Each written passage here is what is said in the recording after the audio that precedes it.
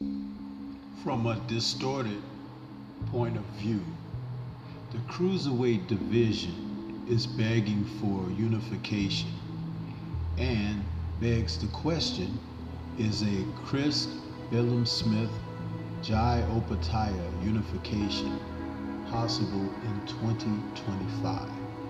These two are the best of their division. Let's talk about a potential showdown.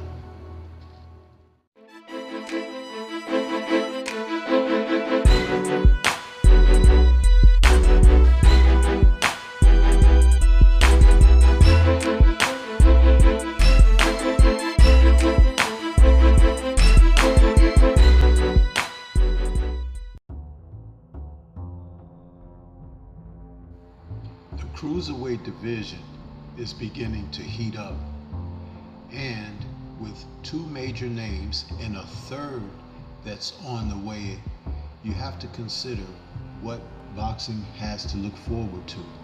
Opetaia, who has a record of 25-0 with 19 KOs, and Chris Billam-Smith, who's 20-1 with 13 KOs. These two champions could be destined to be on a collision course at some point in 2025. But there seems to be a little hiccup between bringing these two together. Opetaia, who has stated many times over that he is seeking to become undisputed in the weight class, and then still has hopes to move up to the heavyweight division. As he has fought, he has been quite a man of risks, and he has seen himself in the toughest of fights to put himself in a position to be victorious. Billam-Smith has had a different route that he's ventured, but yet and still, the WBO champion that he is, he's seeking the best of opportunities for himself economically and to see where he can stand going forward in any kind of deal being made, particularly toward being a unified champion.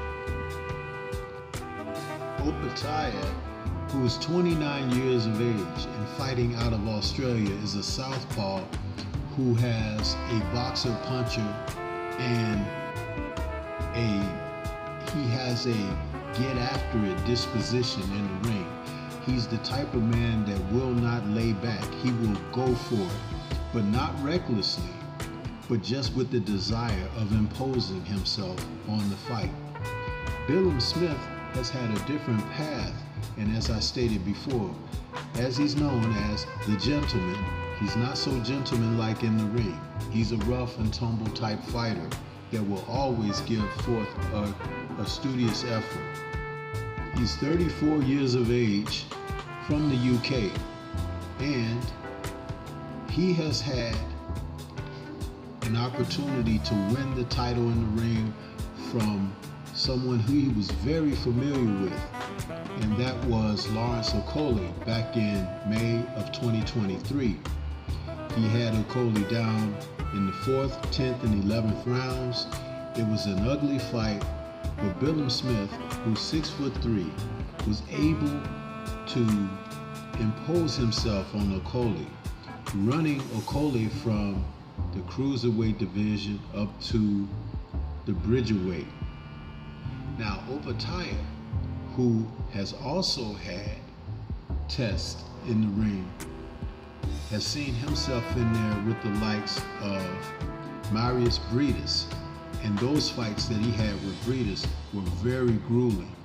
The first fight that they had back in July of 2022, he suffered a broken jaw as he won a unanimous decision against Briedis, but he has since defended it a couple of times, had the title stripped, and won it again in a rematch against Briedis in his last fight before facing Jack Massey in October of this year.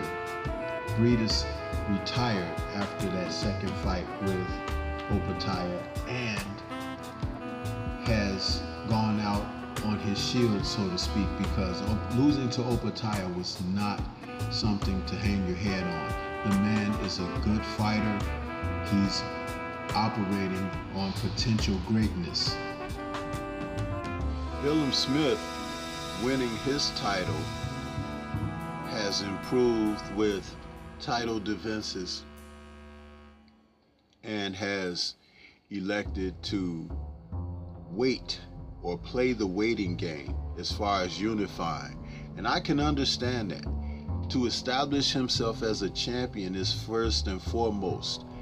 And with the style that he has, which is a more physical style from what he puts out, because I believe that Billam-Smith fights more from his inner self than his external self. And if he wants to allow his skill set to catch up to the solid inner fortitude that he brings to his matches, I don't see anything wrong with that. And going in against a fighter like Opetaia, he's going to have to be on point with what he does technically. Opetaia can test the waters of where his inner fortitudes be, but if he's able to match up with something from a technical standpoint with more solid confidence, this fight could definitely be one that is competed and contested at the highest of levels. I would still favor early on going in Jai Opetaia, but that does not mean that the physical Billam-Smith wouldn't have certain advantages as well going into the fight.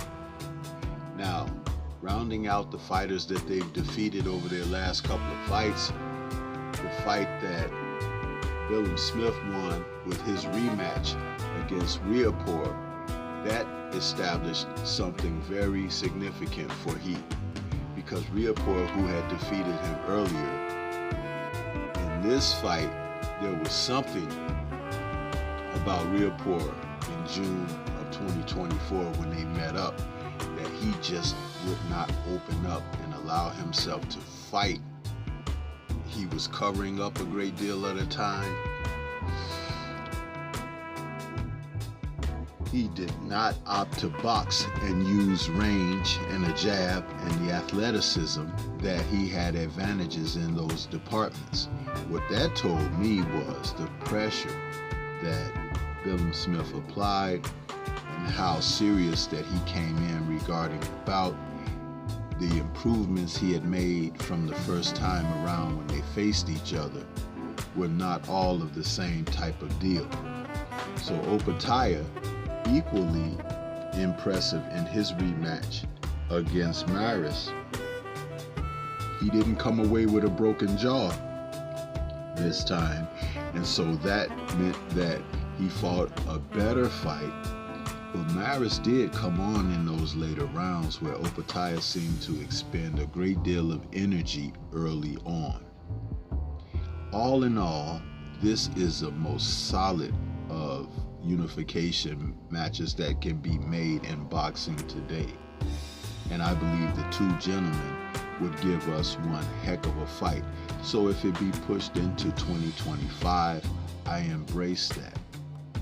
The last champion that we mentioned, Gilberto Ramirez, Zerto as he's called, is now 33 years of age after toiling early on in the super middleweight division and then light heavyweight divisions.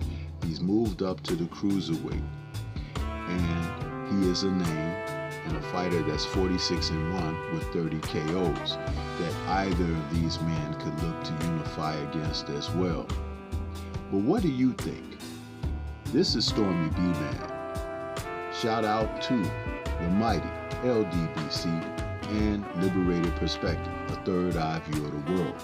For more content such as this, please like, comment, subscribe, and share. Let me know what you think about these cruiserweights and the potentials for them to meet up next year sometime. Peace to everyone out there, and everyone please remain safe.